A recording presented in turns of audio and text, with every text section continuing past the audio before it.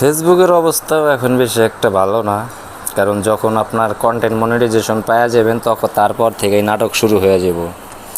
এই ইস্যু সেই issue suspend এইটা সেইটা, মানে আপনার এই ইস্যু ধরাই দিব। কারণ ওই যে থটস অফ বিল্লাল ভাই মানুষের অনুপ্রেরণা দিয়ে গেছে যে 3 মাসে 45 লাখ টাকা 44 লাখ টাকা কামাইছে। এই দেখে এখন প্রতিটা ঘরেই মনে করেন যতগুলো ফেসবুক ইউজার আছে সবাই মোটামুটি কন্টেন্ট ক্রিয়েটর, ঠিক আছে।